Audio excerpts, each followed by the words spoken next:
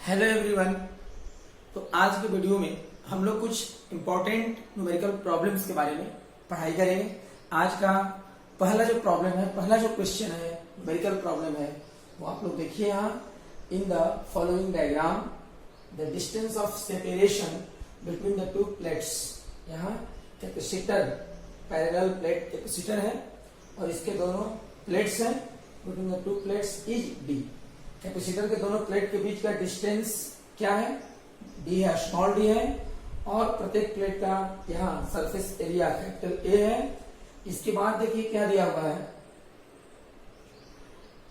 Capacitor के दोनों plate के बीच में एक डाई इलेक्ट्रिक मटेरियल यहाँ रखा गया है जिसका विड्थ या थिकनेस है x, और यहाँ x का जो वैल्यू है स्मॉल डी से क्या है, छोटा है।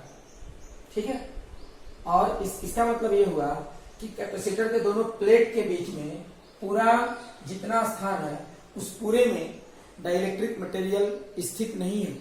यहां पर x का वैल्यू d से छोटा है, इसका मतलब दोनों प्लेट के बीच जो डिस्टेंस है या जो स्थान है उसमें कुछ पार्ट जो है यहाँ डाइलेक्ट्रिक मटेरियल है और रिमेनिंग पार्ट क्या है, एयर है। तब बताना है कि इस कैपेसिटर का कैपेसिटेंस कितना के बराबर होगा। ठीक है, तो आप लोगों को कहीं भी कैपेसिटर मिलेगा और कैपेसिटेंस का कैलकुलेशन करना होगा तो शुरुआत कहां से करेंगे? सबसे पहले हम लोग ये मानेंगे कि कैपेसिटर के दोनों में से एक प्लेट पर चार्ज है प्लस स्मॉल क्यू और दूसरे पर चार्ज है माइनस स्मॉल क्यू। इसके बाद दोनों प्लेट के बीच पोटेंशियल डिफरेंस का कैलकुलेशन करेंगे। कैसे? दोनों प्लेट के बीच इलेक्ट्रिक फील्ड पहले प्राप्त करेंगे, इसके बाद पोटेंशियल डिफरेंस फाइंड करेंगे, और जब पोटेंशियल डिफरेंस का कैलकुलेशन हो जाएगा तब हम लोग क्या करेंगे, Q अपॉन V कर देंगे, तो C का वैल्यू का कैलकुलेशन हो जाएगा। तो आइए देखते हैं सोल्यूशन हम लोग। तो न्यूमेरिकल बनाने के लिए मैं दिए गए क्वेश्चन में जो डायग्राम था उसी को यहाँ अलग से बना चुका हूं। आप लोग ध्यान से देखेंगे, कैपेसिटर के दो पैरेलल प्लेट्स और दोनों के बीच का डिस्टेंस स्मॉल डी, प्रत्येक प्लेट का surface area capital A, dielectric material जिसका डाइलेक्ट्रिक कांस्टेंट कैपिटल के, और ये जो पार्ट है एयर है, या इसी को क्या कह सकते हैं, वैक्यूम है, ये भी कह सकते हैं हम लोग। तो देखिए आप लोग सबसे पहले क्या करेंगे, कैपेसिटर के दोनों में से एक प्लेट पर चार्ज मानेंगे प्लस स्मॉल क्यू और दूसरे पर चार्ज क्या मानेंगे, माइनस स्मॉल क्यू। तो plus small Q minus small Q, और जब ही हम लोग ये चार्ज का डिस्ट्रीब्यूशन इस तरह से होगा,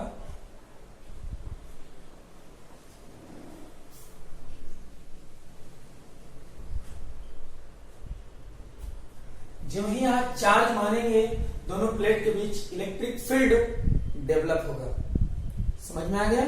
और जब इलेक्ट्रिक फील्ड यहां डेवलप होगा तो पहले आप लोगों को मैं लास्ट वीडियो में बता चुका हूं कि कोई भी कैपेसिटर हो, दोनों प्लेट के बीच में डाइलेक्ट्रिक मटेरियल हो, तो सबसे पहले क्या करना है, दोनों में से एक प्लेट पर चार्ज पॉजिटिव ले लिए और दूसरे पर निगेटिव चार्ज ले लिए, और सबसे पहले ये मान लीजिए कि कैपेसिटर के दोनों प्लेट्स के बीच में कोई भी डाई इलेक्ट्रिक मटेरियल नहीं है, मतलब पूरा का पूरा क्या है, एयर है या वैक्यूम है। और अगर दोनों प्लेट के बीच केवल एयर हो या वैक्यूम हो केवल, तो ऐसे कंडीशन में इलेक्ट्रिक फील्ड इस प्लेट से इस प्लेट के बीच अपीयर होगा। और कितना इलेक्ट्रिक फील्ड होगा, आप लोग पढ़े हुए हैं, अगर ये डाइलेक्ट्रिक मटेरियल न रहे, केवल एयर हो या केवल वैक्यूम हो, तो दोनों प्लेट के बीच इलेक्ट्रिक फील्ड जो अपीयर होगा पॉजिटिव प्लेट से नेगेटिव प्लेट की ओर, और इसे कहेंगे एक्सटर्नल इलेक्ट्रिक फील्ड, और इसका वैल्यू होगा Q अपॉन A एप्सिलॉन 0 के बराबर। क्लियर हो गया? अब यहां देख रहे हैं कि केवल वैक्यूम तो है नहीं, यहां पर क्या है, डाइलेक्ट्रिक मटेरियल है। तो आप लोग पढ़े हैं ना कि अगर डाइलेक्ट्रिक मटेरियल का डाइलेक्ट्रिक कांस्टेंट हो K, कैपिटल के, डाई इलेक्ट्रिक कांस्टेंट क्या हो, K हो, तो डाइलेक्ट्रिक कांस्टेंट अगर K हो और उसे एक्सटर्नल इलेक्ट्रिक फील्ड में रख दिया जाए इनआउट में, तो डाइलेक्ट्रिक मटेरियल के अंदर जो रिजल्टेंट इलेक्ट्रिक फील्ड होगा वो एक्सटर्नल इलेक्ट्रिक फील्ड के डायरेक्शन में होगा, और ये रिजल्टेंट इलेक्ट्रिक फील्ड E1 का वैल्यू कितना के बराबर होगा, external electric field upon capital के, मतलब डाइलेक्ट्रिक कांस्टेंट। किसी भी डाई इलेक्ट्रिक मटेरियल में रिजल्टेंट इलेक्ट्रिक फील्ड का वैल्यू क्या होता है, external electric field upon dielectric constant, यही होता है। और ये तो पूरा जहां से जहां तक डाइलेक्ट्रिक मटेरियल है, यहाँ x डिस्टेंस तक इतना में फील्ड E नॉट नहीं, E नॉट अपॉन के रहेगा, और उधर एयर है मतलब वैक्यूम है, जहां एयर रहेगा वहां वैक्यूम वाला वैल्यू को ज्यों करते हुए हम लोग लिख देंगे। तो इस एयर में इलेक्ट्रिक फील्ड उसी तरह का रहेगा जो यहां पर है E नॉट। तो देखिए यहां पर क्या ध्यान देना है, कैपेसिटर के दोनों पैरेलल प्लेट्स के बीच में यहां पर केवल एक ही मीडियम नहीं है, दो मटेरियल हो गया, एक डाइलेक्ट्रिक मटेरियल और एक एयर, मतलब यहां से लेकर यहां तक इलेक्ट्रिक फील्ड का एक वैल्यू हो गया E1, ठीक है। और यहां से यहां तक जो इलेक्ट्रिक फील्ड है ये जो कहते हो गया, इसे ऐसे भी लिख सकते हैं E2, और E2 equal to E not.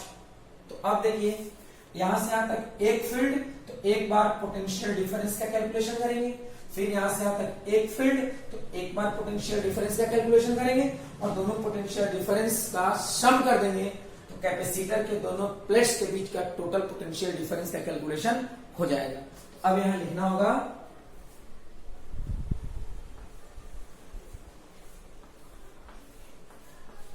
the potential difference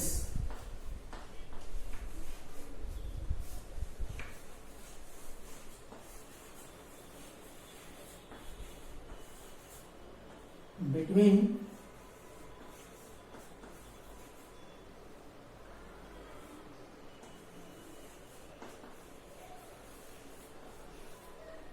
the two plates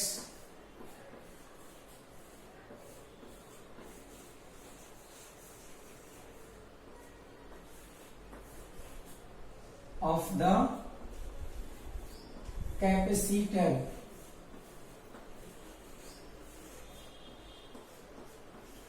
two plates of the capacitor क्या होगा, कैपिटल V इक्वल टू, देखिए पहले ना हम लोगों को इन कैपेसिटर के दोनों प्लेट के बीच का पोटेंशियल डिफरेंस का कैलकुलेशन करना है।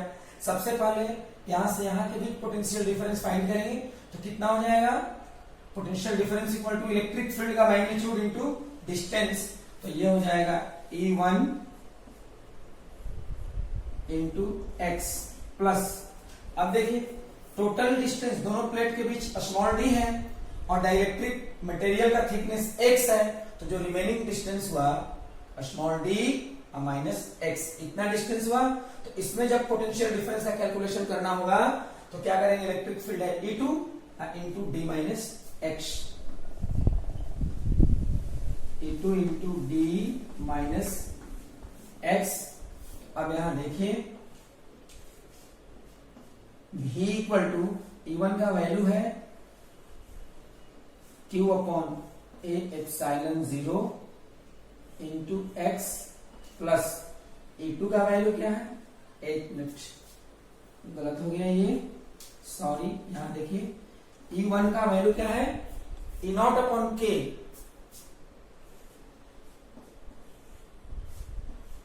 E not upon K into x, और E2 का वैल्यू है E not into D minus x.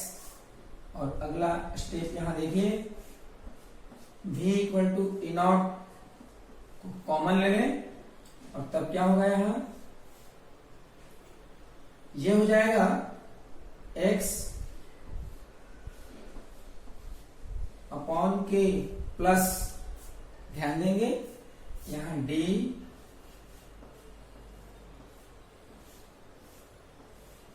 Minus X, और इसके बाद हम लोग क्या करेंगे, E नॉट का वैल्यू यहां लेंगे और इनोट का वैल्यू क्या है,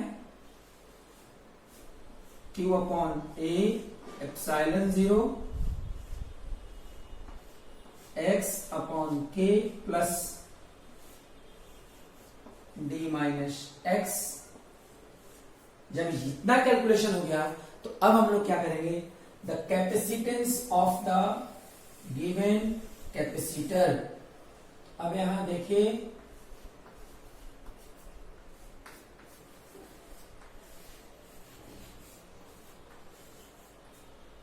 कैपेसिटेंस क्या होगा, capacitance C equal to Q upon V और C इक्वल टू देखेंगे यहां Q upon A epsilon 0 into X upon K plus D minus X, और Q और Q क्या होगा, कैंसिल होगा, और लास्ट में यहां देखिए क्या हो जाएगा, C इक्वल टू, ये देखिए ये नीचे वाला ऊपर चला जाएगा तो क्या होगा, A epsilon 0 upon X upon K plus small d minus X। ये आपका आंसर हो गया, इसे आप लोग याद रखें, ठीक है। चलिए लिखिए इसे।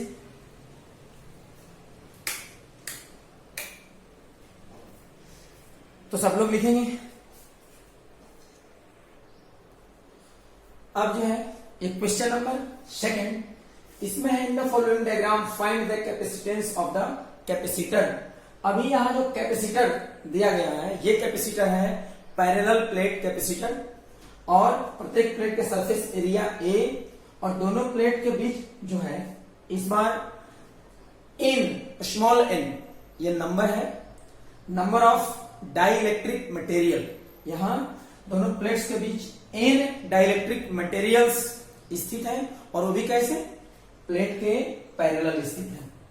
यहां फर्स्ट डाइइलेक्ट्रिक मटेरियल का थिकनेस है T1 और सेकेंड डाइइलेक्ट्रिक मटेरियल का थिकनेस है T2, इसी तरह से थर्ड का T3, T4, T5 और nth का क्या है, Tn।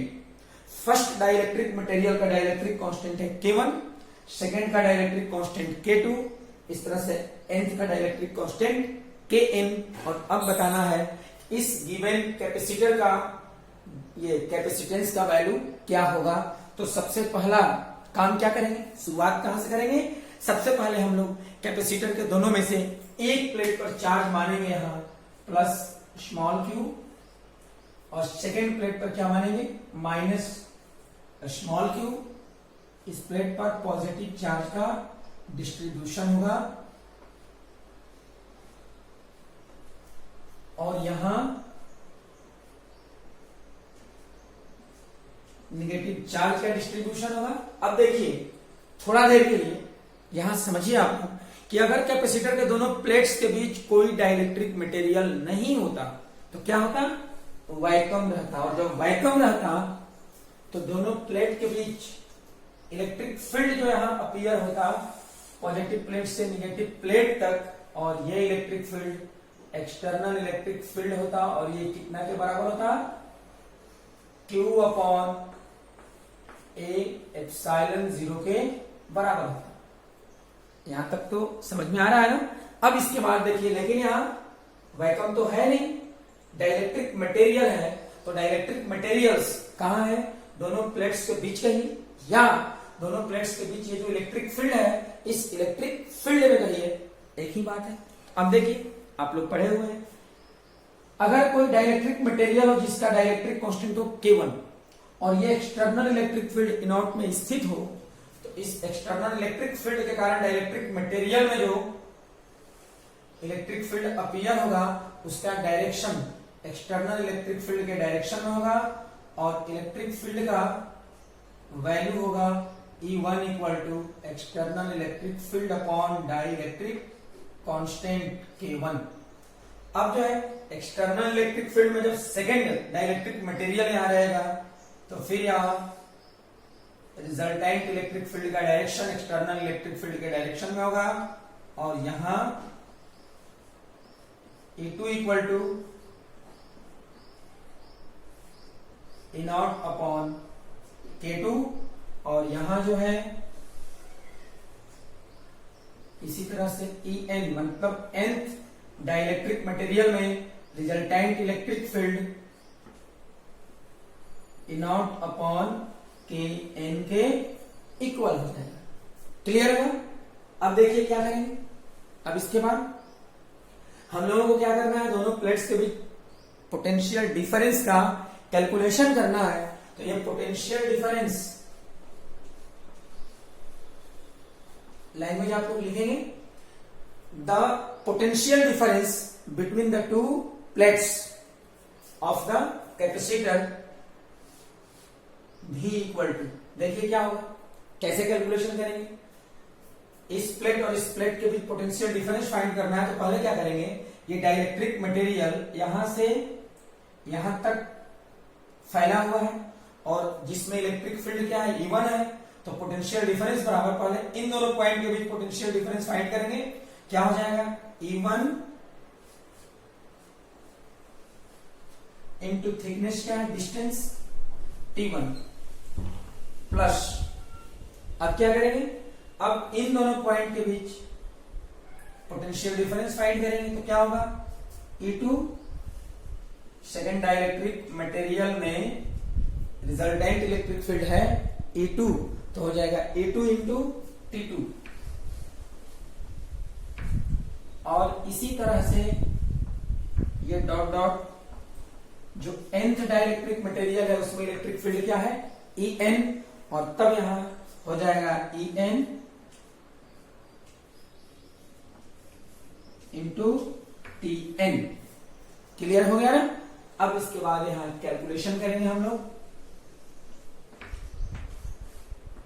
V इक्वल टू क्या होगा, E1 का वैल्यू है E0 upon K1 into T1, E2 का E0 अपॉन K2, और यहां पर क्या है T2 plus dot dot plus E0 upon Kn into Tn, और इसके बाद V equal to E0 into T1 upon K1 plus T2 upon K2 plus dot dot plus Tn upon Kn, और यहां V इक्वल टू क्या है, E0 का value है Q upon A epsilon 0 into T1 upon K1 plus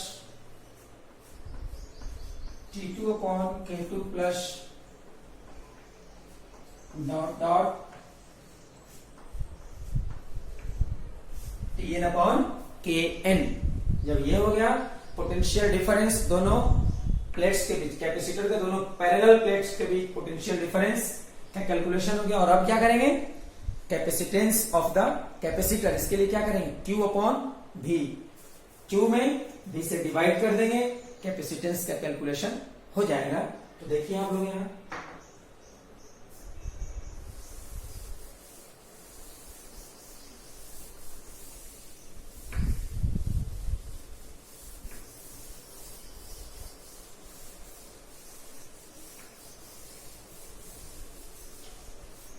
अब यहां लिखेंगे हम लोग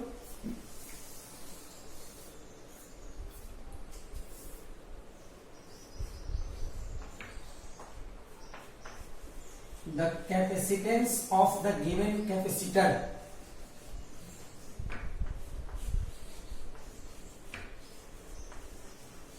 capacitance of the given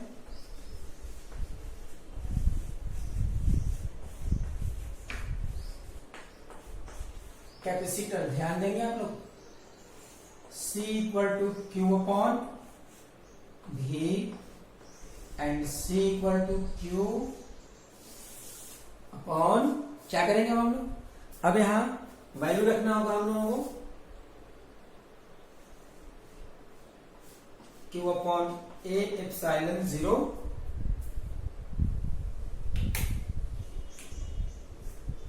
और फिर यहां से into T1 upon K1 plus T2 upon K2 plus dot dot plus Tn upon Kn। और अब यहां देखिए कुछ कटने वाला है, Q और Q कैंसिल हो गया और लास्ट में C इक्वल टू, देखिए यहां ए एप्सिलॉन 0 ये ऊपर चला जाएगा upon T1 upon K1 plus T2 upon K2 plus dot dot plus Tn upon Kn। ये होगा कैपेसिटेंस का वैल्यू। तो आप लोग एक बात यहां आप लोग को सीखना है, अच्छे से ध्यान दीजिएगा। क्या सीखना है, अगर कोई पैरेलल प्लेट कैपेसिटर हो और उस कैपेसिटर के बीच, दोनों प्लेट्स के बीच एन मटेरियल, कितना नंबर ऑफ डाइलेक्ट्रिक मटेरियल कितना होना चाहिए, स्मॉल एन होना चाहिए, एन मटेरियल स्थित हो और कैपेसिटेंस का कैलकुलेशन करना हो तो क्या करेंगे, A epsilon 0 upon T1 upon K1 plus T2 upon K2 plus dot dot plus Tn upon Kn। अब कहिएगा T1 क्या है, फर्स्ट डाइलेक्ट्रिक मटेरियल का thickness upon first dielectric material का डाइलेक्ट्रिक कांस्टेंट। इसके बाद सेकंड डाइलेक्ट्रिक मटेरियल का thickness upon second dielectric material का डाइलेक्ट्रिक कांस्टेंट। इसी तरह से nth डाइलेक्ट्रिक मटेरियल का thickness upon nth dielectric material का डाइलेक्ट्रिक कांस्टेंट। तो ये आप लोगों को आप याद रखना है। अब देखेंगे ये क्वेश्चन नंबर 3। इसमें क्या है, यहां पैरेलल प्लेट कैपेसिटर के दोनों प्लेट्स के बीच में केवल दो ही डाइलेक्ट्रिक मटेरियल है। ये फर्स्ट डाइलेक्ट्रिक मटेरियल जिसका डाइलेक्ट्रिक कांस्टेंट K1 है, थिकनेस D/2, और second dielectric material dielectric constant K2 है और डिस्टेंस यहां पर है D/2। अब यहां देखेंगे सब लोग क्या करेंगे, हम लोग इस कैपेसिटर का कैपेसिटेंस का कैलकुलेशन करना है। तो कैलकुलेशन हम लोग कैसे करेंगे, देखिए आप लोग, सबसे पहले जो आप लोगों को कॉन्सेप्ट दिया गया है, क्या करना है, दोनों में से, कैपेसिटर के दोनों में से एक प्लेट पर चार्ज मानेंगे आप प्लस Q और सेकेंड प्लेट पर चार्ज क्या मानेंगे, -Q। और चार्ज जैसे ही मानिएगा तो दोनों प्लेट्स के बीच में अगर ये दोनों डाइलेक्ट्रिक मटेरियल नहीं रहता तो क्या रहता, वैक्यूम होता। कहीं भी कैपेसिटर के दोनों प्लेट्स के बीच अभी तो डाइलेक्ट्रिक मटेरियल दिया गया, अगर डाइलेक्ट्रिक मटेरियल्स जो दो हैं नहीं रहते तो क्या होता, वैक्यूम होता। और वैक्यूम रहने पर दोनों प्लेट के बीच इलेक्ट्रिक फील्ड यहां अपीयर होता, E0 equal to Q upon A epsilon 0। अब लेकिन वैक्यूम तो है नहीं, दोनों प्लेट के बीच में क्या है, डाइलेक्ट्रिक मटेरियल है। तो आप लोग पढ़े हुए हैं, किसी भी एक्सटर्नल इलेक्ट्रिक फील्ड में अगर कोई डाइलेक्ट्रिक मटेरियल हो तो इस डाइलेक्ट्रिक मटेरियल में जो रिजल्टेंट इलेक्ट्रिक फील्ड होता है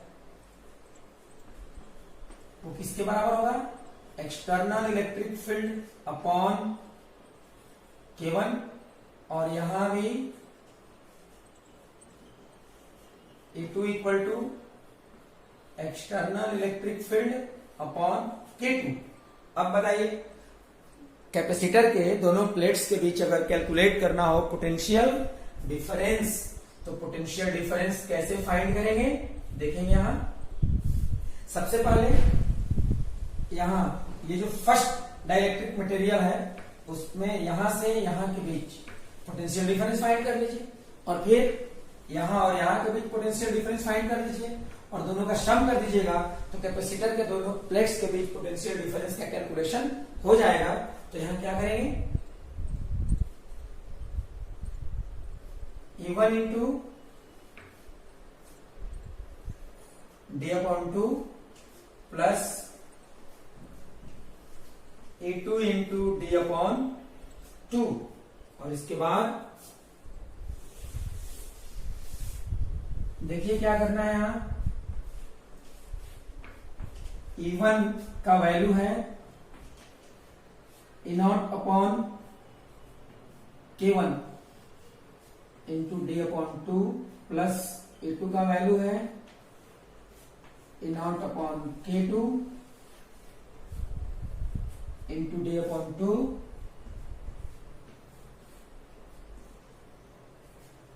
और इसके बाद E0 into d/2 1/K1 plus 1/K2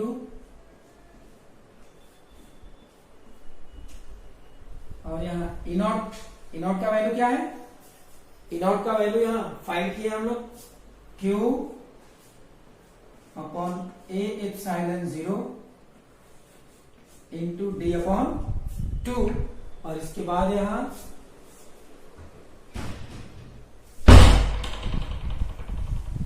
K1 into K2 plus K1। Capacitor के दोनों प्लेट्स के बीच पोटेंशियल डिफरेंस का कैलकुलेशन हो गया। और अब हम लोग क्या करेंगे, now the capacitance of the given capacitor, यहां C और C इक्वल टू क्या होता है Q अपॉन V, यहां C equal to Q upon, देखिए क्या करेंगे हम लोग, यहां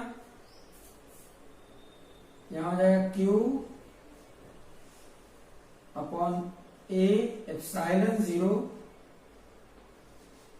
इंटू d/2 इंटू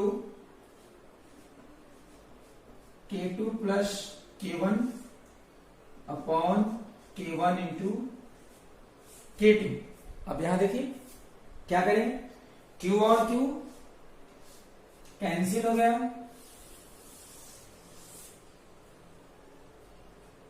और यहां से C इक्वल टू, देखिए A एप्सिलॉन 0 तो ऊपर चला जाएगा, यहां और हो जाएगा 2 into A epsilon 0 upon D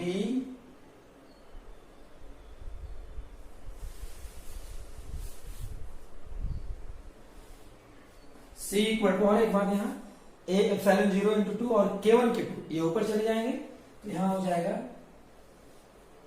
2 into A epsilon 0 upon D into K1 K2 upon K1 plus K2, ये फाइनल आंसर हो जाएगा 2 into A epsilon 0 upon D into K1 K2 upon K1 plus K2। ठीक है, अब यहां देखेंगे इस question में कैपेसिटर यहां जो है पैरेलल प्लेट कैपेसिटर है और गिवन कैपेसिटर के दोनों प्लेट्स के बीच दो डाई इलेक्ट्रिक मटेरियल दिए गए हैं। लेकिन यहां ध्यान देना है, ये डाइलेक्ट्रिक मटेरियल कैपेसिटर के प्लेट्स के पैरेलल नहीं है, परपेंडिकुलर है। ठीक है, और हम लोगों को बताना है कि कैपेसिटर का कैपेसिटेंस कितना के बराबर होगा। जो नियम है पहले की तरह रहेगा। सबसे पहले क्या करेंगे, कैपेसिटर के एक प्लेट पर चार्ज यहां मानेंगे प्लस स्मॉल क्यू और सेकेंड प्लेट पर चार्ज मानेंगे माइनस स्मॉल क्यू। अब क्या करना है, दोनों प्लेट्स के बीच पोटेंशियल डिफरेंस का कैलकुलेशन करेंगे और फिर क्यू बाई वी करेंगे तो कैपेसिटेंस का कैलकुलेशन हो जाएगा। लेकिन यहां थोड़ा हम लोग अलग काम करेंगे।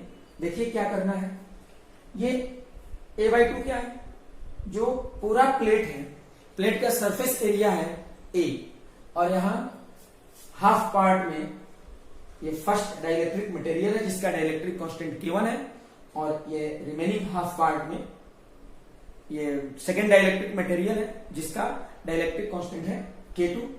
तो जब ये हाफ पार्ट में है तो हाफ पार्ट का यहाँ पर एरिया, सरफेस एरिया कितना हो गया A/2, इधर नीचे A/2, यही आप लोगों को यहाँ दिखाया गया है। अब देखिए इस पूरे गिवन सिस्टम को ऐसे हम लोग बना सकते हैं। देखिए यहां पर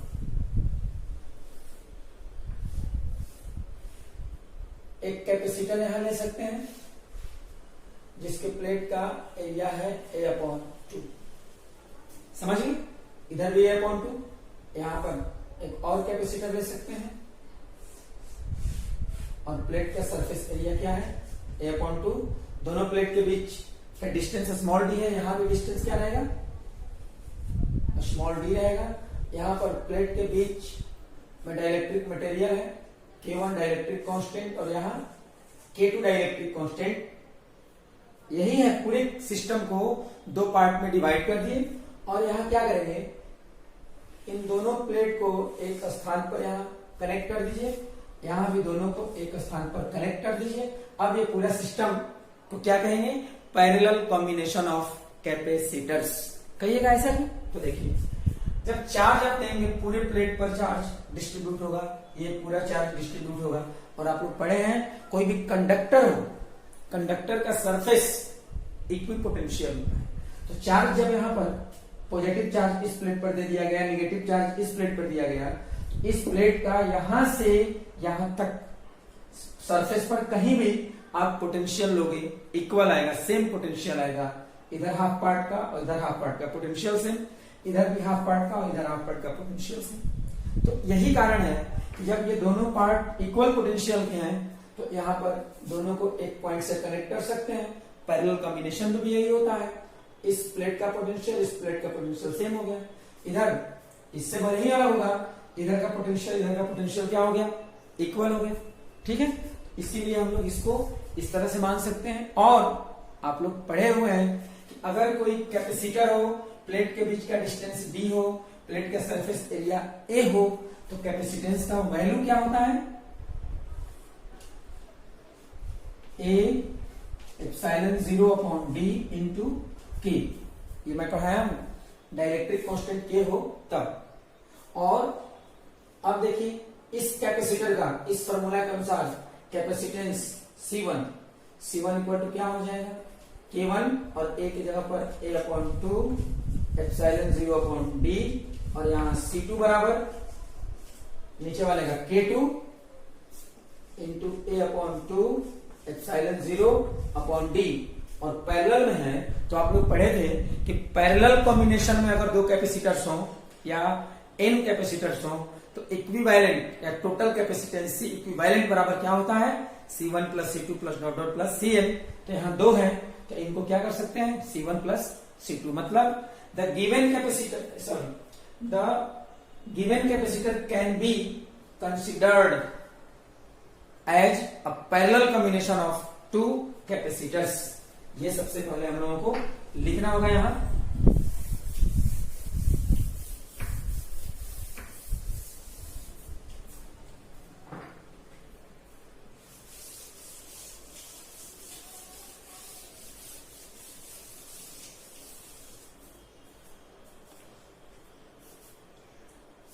यहां हम लोग लिखेंगे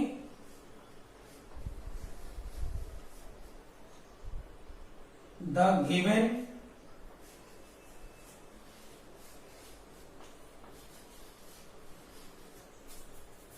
capacitor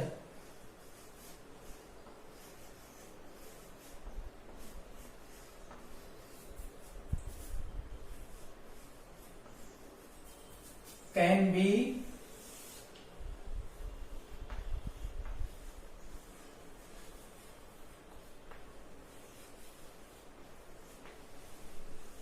considered as a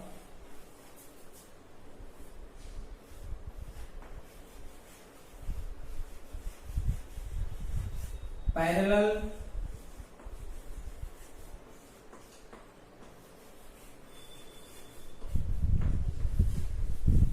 combination of two capacitors, ध्यान में रखेंगे आप लोग। गिवन कैपेसिटर को parallel combination of two capacitors का मान सकते हैं हम लोग, और इसलिए यहां पर देना होगा सो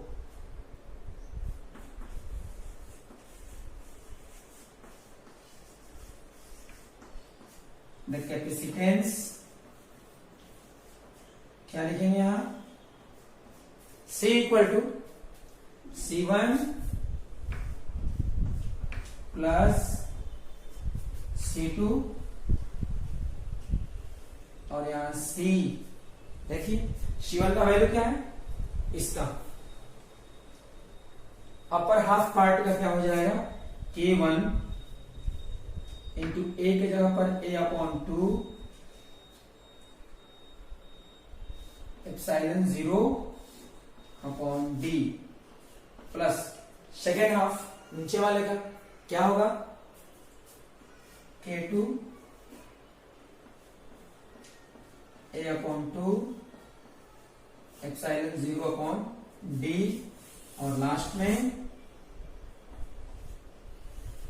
C इक्वल टू, देखिए क्या क्या कॉमन ले सकते हैं, A/2 एप्सिलॉन 0 और d, तो यहां होगा A epsilon 0/2 into d into K1 plus K2। ये हो गया गिवन कैपेसिटर का कैपेसिटेंस। ठीक है, इसे लिखें आप लोग जल्दी। तो आज का ये लास्ट न्यूमेरिकल प्रॉब्लम है।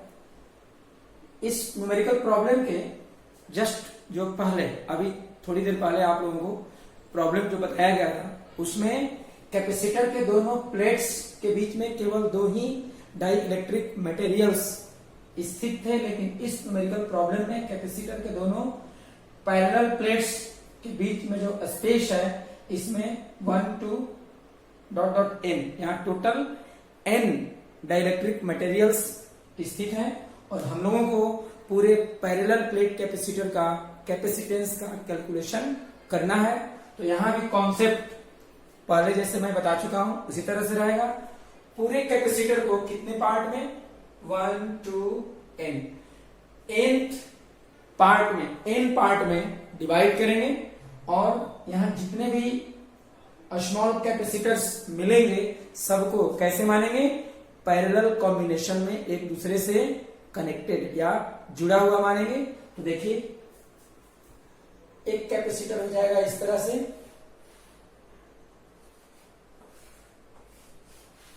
ये फर्स्ट कैपेसिटर हुआ, फिर यहां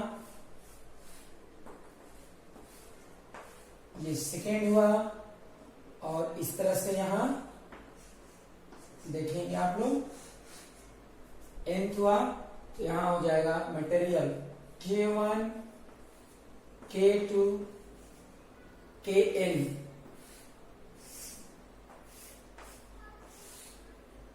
पैरेलल में हुए, और डिस्टेंस ऑफ सेपरेशन यहाँ क्वेश्चन ऑलरेडी दिया रहेगा, ये छूट गया है। देखिए D हो गया। तो अब यहां ध्यान देना है आप सब लोगों को,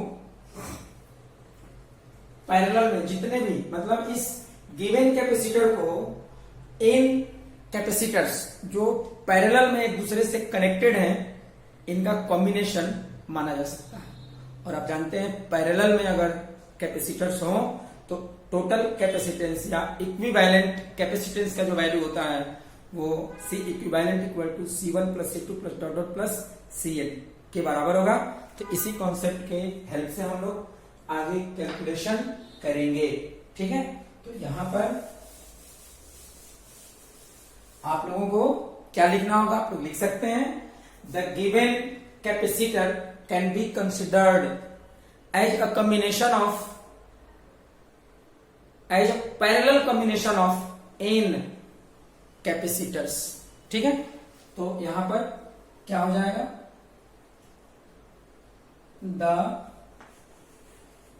कैपेसिटेंस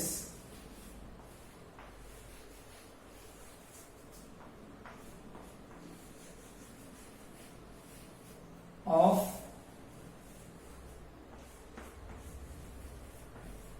द गिवन